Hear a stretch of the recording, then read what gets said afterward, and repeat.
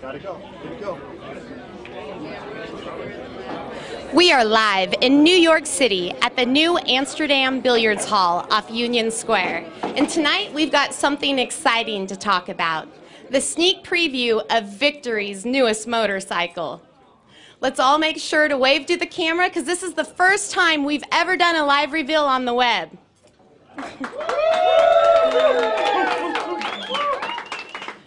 Over the last few years, Victory has taken over the touring bike sector. Bikes like the Vision, the Crossroads, and Cross Country have combined performance, comfort, and storage, and left the competition scurrying to catch up. And there's no slowing down now. The heart of Victory's DNA lies in the power and the clean lines of the cruisers. Attitude meets technology, like the Vegas. And although it's been a while since we've rolled out a new model, they're not about to play second fiddle. Cruiser riders aren't concerned with carrying around 21 gallons worth of stuff or where to plug in their MP3 player. It's about the ride, the wind, and turning heads.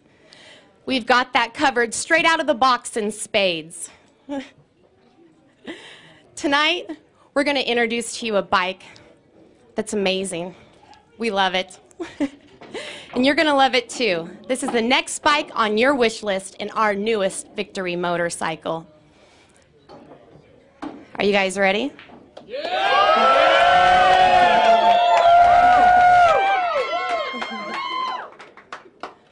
Okay.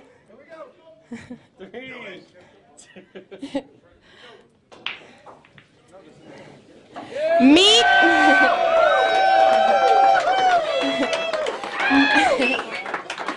Meet the Victory Highball.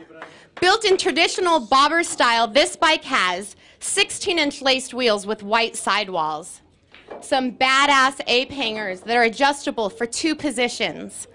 It's got our signature 6-speed overdrive 106 Freedom V-twin, which gives you 113 foot-pounds of torque and 97 horsepower. We got the shorty front fender, and to finish it off, some blacked out pipes and hardware. Let's talk to the man behind the Highball, Victory's Director of Design, Greg Brew. Let's get him up here.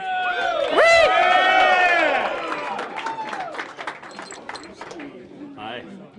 Hi, Greg. How are you? I'm good. I'm very good. Are you a proud man tonight? I'm happy. I'm real happy. It's awesome to see it with a sheet off it and let everybody else take a look at it too. Greg, how is your approach different this time? You know, I was talking about that a little earlier. You know, this was more like doing one of our own bikes. It was kind of the flow and the conversations that we had around this bike was more like, you know, I was working with Mike, Mike was working on our own bikes. So it wasn't really so much like working on, I don't know, it's hard to say, not so much like working on a corporate bike. Yeah. All right, well, straight out of the box, this is a badass bike, but you're encouraging people to alter it. So tell us what makes that special to you. You know, being able to, if you were to take a Vegas and want to do the same kind of treatment with these same kind of wheels, you'd have to drop a lot of coin. I mean, it'd be expensive. So, you know, here we've already done the forks for you. We've already put the laced wheels on there. It kind of lines you up to already do that type of bike that you'd want to do. All right, well, thank you, Greg. This bike is gorgeous. It's gorgeous. I like it just the way it is. But next, we're going to talk to a man who couldn't wait to get his hands on the Highball. Roland Sands, come on. Where is we're looking for the custom renegade, Roland Sands. Is he out there? There he is. Roland.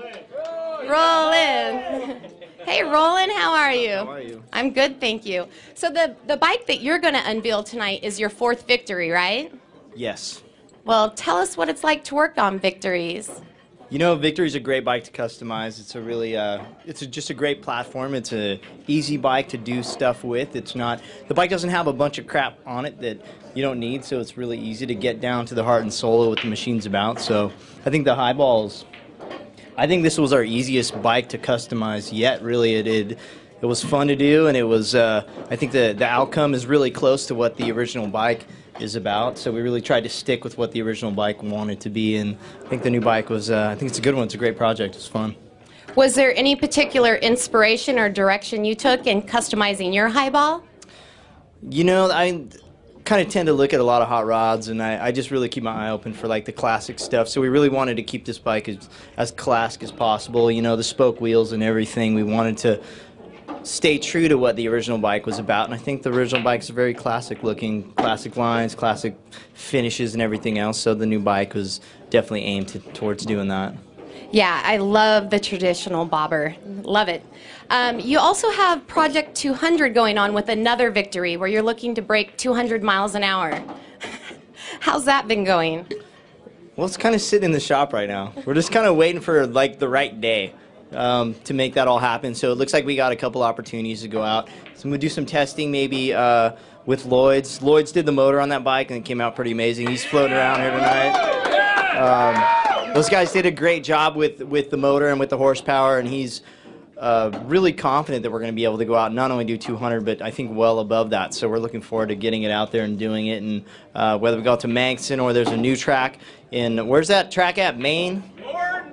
Maine, somewhere way on the other side of the country from where I live.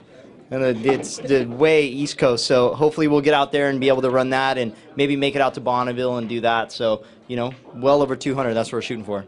All right, well, I want to see some more of that.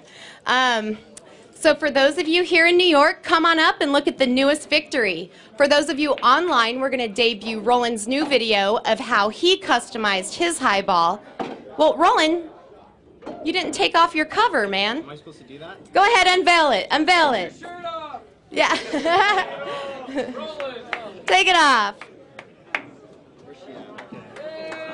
Oh, wow. That.